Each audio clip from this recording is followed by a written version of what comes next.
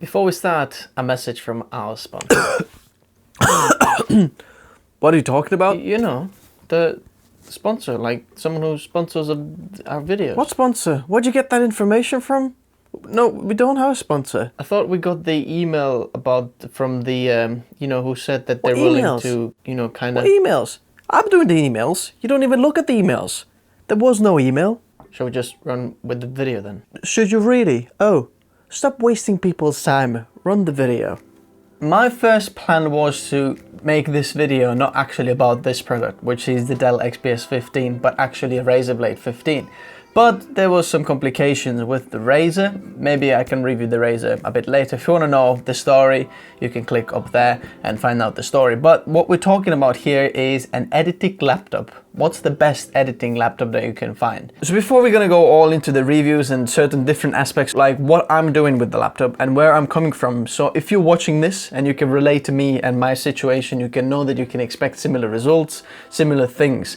For example, I'm not a gamer at all. I'm doing no gaming. I don't believe in games. If you're a gamer and thinking about gamer, this is probably not the review for you. But if you're a person who's doing a lot of video editing, maybe you're a wedding videographer or YouTube content creator, or you want some kind of laptop that is really powerful, looks slim, has a lot of features inside, a lot of very powerful hardware so you can actually edit on it, and you're wondering, is there such thing available? Then this review is for you, because that's where I'm coming from. I'm doing a lot of wedding films, YouTube videos, client videos, and freelancing, things like that. So if you are in a similar kind of situation, this review is for you. At any point during the video, feel free to check out the description of the video where I'm going to leave this laptop and some of the upgradable options when we're going to talk more into it. So all the links are in the description if you want to check it out. So first of all, I'd like to say which one do I have. This one over here, because there's quite a few Dell XPS 15s. If you're not familiar with the Dell XPS lineup, then you can just check the link below and you can get exactly the model. But just some of the specs of my model. So I've got the full HD screen, i7 8750H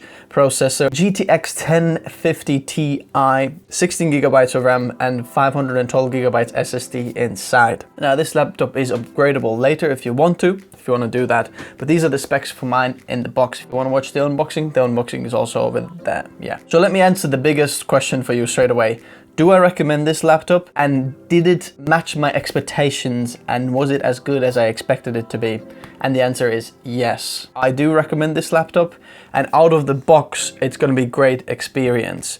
Now if you're coming from Mac, and which I came from, I had a MacBook before, you were kind of afraid of Windows, thinking, oh, there's going to be a lot of problems and drivers and things like that, which this one for me actually hasn't been like that at all. I mean, I've been familiar with Windows before because I've got an editing PC over there, but out of the box, it's been absolutely spectacular. I've got no problems at all. There's some minor things that maybe annoy me more, like, which I'm gonna make another video about, but they're not things that make me think, oh no, I can't recommend this to anyone because it comes in the way of my workflow. So let's talk benchmarks. Cinebench R20. The multi-score that I got was between 2,450 to 2,500. And the highest score I got was 2,532, and the lowest was 2,266. But that performance was because I was testing it in a very, very warm environment, and I wanted to check if it actually thermal throttles, which it actually does. So if you're using it in a very, very warm environment, you can expect the PC to perform a little bit lower because the graphics processor is so powerful inside. The fans can't actually cool it down in such a form factor. Something to be aware of. But if it was just normal, room temperature, a little bit colder, I got really, really good performances. Now, if I compare this to my editing PC, like the full size, ATX motherboard and PC over there, then the multi-core score that I got for my big PC was 2,721, which is matching very, very close. So over there, I've got the i7 5820K, which is quite an old processor, but I've overclocked it to around 4 gigahertz, single core score. The PC over there performs 380. Now, the interesting thing is that this one here, the laptop here, a single core performance is 415, which is actually quite a lot bigger. And if you actually check some of the lists that where does it perform, it's literally going to be just better than the Threadripper and Intel Xeon. So I'm not sure if something is wrongly good, you know, about this and if it should perform that well, but I'm getting insane single core performances. If any of you are watching it and you've got the Dell XPS 15, please let me know what's your score of the single score. I'd love to know that. What you want to know is the editing benchmarks. Now, I created a 4K timeline of 10 minutes, adding all sorts of things over there, you know, some warp stabilizing, some upscaling, downscaling, faster, slower clips, things like that. And I exported it from the laptop and from my editing PC, and I wanted to see how does it confirm the render times. So the times are that the big PC did it in 16 minutes, 42 seconds, and the laptop did it in 15 minutes and 9 seconds. So it's over a minute and a half faster. So I am very, very surprised. So if you're wondering, can you edit with this? Yes, you can. Also, the load of times of this laptop turning on is super fast as well. You know, when you turn it on, it's super fast. So the performance of it, I'm extremely happy with it. Let's talk about the design. So when I was looking at the pictures of the laptop online, I wasn't sure about the design. It wasn't something that I was like, whoa, I really like the design. Now, when I've got the laptop and when I've had it in my hand, I really like the design. It's something different. I love the carbon fiber feel inside. Really nice. It's like a soft carbon fiber inside. I love that it's like metal or chrome aluminum finish on the outside of the laptop. Very, very smart feel and very, very professional and high-end feel of the laptop. And I like that it doesn't really attract fingerprints on the lid either. So because it's some kind of like a matte like this and it's gray, the fingerprints aren't very visible. The same with the inside of the laptop, the carbon fiber and the plastic feel, it doesn't attract fingerprints. But if you do have like greasy fingers and the grease, over time you're gonna see a little bit of grease over here. But you know, nothing's perfect. So the design wise, actually when I've got it, I'm quite excited every single day thinking, wow, I'd like to use the laptop because it looks so cool. Or when I'm looking at it on the table, I'm like, whoa, it looks pretty cool. So I quite like the design in the end. Let's talk about the screen. The screen, I've got the full HD panel. You can get the 4K panel, which also has a touchscreen. I'm gonna leave that model in the description for you to check it out. In terms of color accuracy and the backlight bleed or just what the screen looks like, it's a very, very good screen in terms of colors. And if you can afford, I would suggest to go with the 4K panel, just because it feels like there's not enough pixels over here. I was just yesterday literally checking my MacBook Pro 13-inch, which has the Retina screen, and I was like, whoa, just the fonts and everything looks so smooth. Now, just looking at the full HD panel here, 15-inch, I know it's a little bit bigger than 13-inch, but if you're just looking at some of the fonts and things, it feels like it could do with a little bit more pixels. So if you can, I think one of the good things to upgrade from is the screen. If you want the 4K screen, it really is going to give you something extra. You can just see that the fonts are a little bit like pixelated, but if you want to save on money, you can definitely use it and it's not a big problem. But if you're thinking about what's the best thing to upgrade, I would go with a 4K panel. If you're coming from the Mac and dongle book land, then you've probably used to using a lot of dongles, just like to actually get things plugged into your MacBook. This one here has a lot of good ports, and I don't think you necessarily need any dongles at all. So first of all, it's got an SSD card reader. What the heck is an SSD card reader? It's called an SD card reader, mate. On the right here, you can put the full SD card reader in. There is not a micro SD card reader, and USB 3.1 port. There's a battery checker here. You have a full headphone jack over here, USB 3, which is also Thunderbolt compatible, full HDMI port, USB 3, another USB 3 port, and the power brick port. So it's got a lot of ports, which I think is literally the perfect selection of ports that you would need. So really happy with the ports, definitely recommend that. Now, next thing is the keyboard. What does the keyboard feel like? I don't think it's as good as Mac if you're coming from the Mac.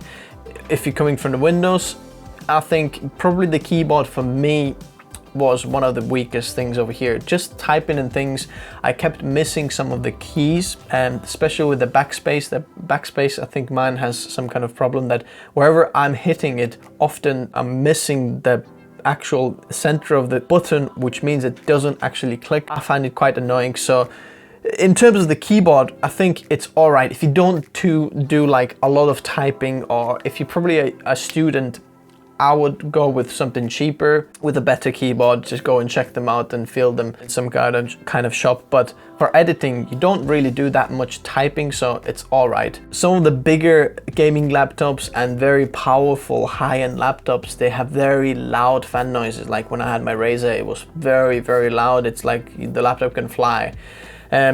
Does this one get hot, and how loud are the fans? The fans do get loud, but they're not unbearable. They're not completely quiet, but I think you can live with it. To me, it's not a big issue. That's the thing that I think is really good about this, is that it doesn't get really hot. So because the inside of the keyboard and where the lid is, the inside of the laptop, you know, where your palms and where your actual hand table or where you work on, let's call it the worktop, is not metal like the outside of the laptop. It's actually plastic film, which means that the plastic is not as heat conductible as metal, which meaning that the actual heat goes like down the laptop. So I didn't find the laptop as hot as the Razer one when I had the Razer Blade, because it's like the metal aluminium chassis all around. It got really, really, really hot, whereas it's much more nicer, like typing and working in here. Even if the laptop is on a full load, it doesn't get as hot. In terms of the trackpad, how good is it? I wouldn't say it's as good as the Mac one, but I think it's definitely one of the best ones of the Windows ones out there. It's just very accurate, very nice to use. I like that the click is a little bit harder than usual. I like the clickiness of the trackpad, which I wasn't a fan at first, but actually I found it very useful, and I really like the trackpad actually. Another thing that it has is a fingerprint reader, and the fingerprint reader is extremely fast and hasn't like failed on me ever once. Whenever I put my finger on there, boom, it just loads up super fast. I think it's just a really cool extra feature to have on your laptop to just make the login speeds much, much faster. The laptop feels very, very light and portable. I feel like it should be much, much heavier. Carrying the laptop downstairs or upstairs, I'm like, wow, it feels really, really light, which is actually good. You want it to be very portable and light. Battery life. Now, Dell claims that this can be like, I think over 20 hours on the website, which, you know, in reality, this is not true. But when I was actually using it in my case, I am really, really surprised with the battery life. I was watching some episodes from a Prime Video with my wife, and we probably went through like 6 episodes. And before that, I did like few hours of work on here, like answering emails and just like typing and things like that. And then I did a little bit of editing, and after that I checked the battery percentage and it still had like 50% left, and I was like, wow. Now the tip over here is that depending on what you do and if you need the performance, you can just toggle the switch on the bottom of the little battery icon very easily between the power saving mode to performance. So if you don't need the performance, just slide it more towards the power saving mode, which actually just saves your battery life. Now the software, and when editing on Adobe, often you know probably that when using Adobe products, you can encounter a lot of bugs and issues and can crash, and sometimes there's errors and things like that.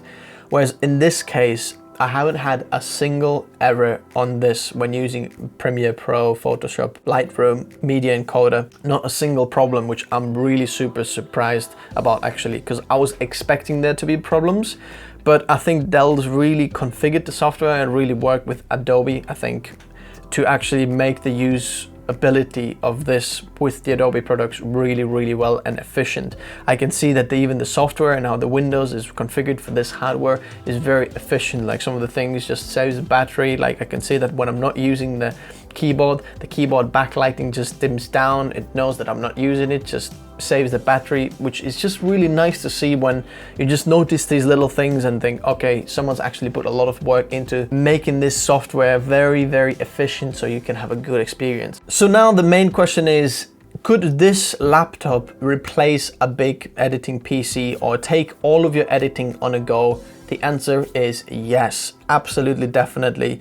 This is a very powerful laptop that can do all the editing I need on the go. Obviously, if you're using red, you know, raw footage, you're probably not gonna get this laptop. You're gonna get as much maxed out laptops out there, but this one is not even the latest model. As you can see, Dell's already upgraded the newest version, and there's better processors available for this model, which I don't actually recommend getting the A9 on it, because the improvement that you're gonna get is very, very small, and the A9 often throttles down because it's just too powerful and it gets too hot. So if you want the best performance for your money in terms of this chassis and this model, I would recommend going with one of my models. Obviously you can upgrade on the 4K model, 4K display model, which is a very good option, depends if money allows you to do that. In my opinion, I think this is one of the best options that you can get for around 1,500. For that price range, I think this is one of the best ones to go for in terms of the quality, the performance, what you get for your money. So if you're looking for a laptop that maybe is for your editing, I definitely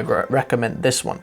Now, if you want to completely use this laptop for your only editing device and you have a home office, what I would recommend is you would get like a bigger wide angle screen or like 2 screens, because one of the things that I was missing when I was editing on this was the 2 screens, just the estate I'm needing on a Premiere Pro, with some of my actual footage folders being on the left and then the timeline and things happening on here is much cleaner. I felt quite tight when I was trying to fit everything on this 15-inch screen, which you can do if you're on the go, but if you're just editing in an office, I would recommend getting like a big wide angle editing monitor, where you can just have all that estate. I'm gonna leave some examples in the description if you wanna check them out. Wow, I've talked a lot about this laptop and I could talk more, but I think I've covered the main aspects that I wanted to get across. If you have any other questions, leave a comment below. I'll try to answer your comments in the comment section below. Thanks guys for watching. Hit that like button, subscribe if you haven't already, and I'll see you in the next one. Thanks guys for watching. Adios.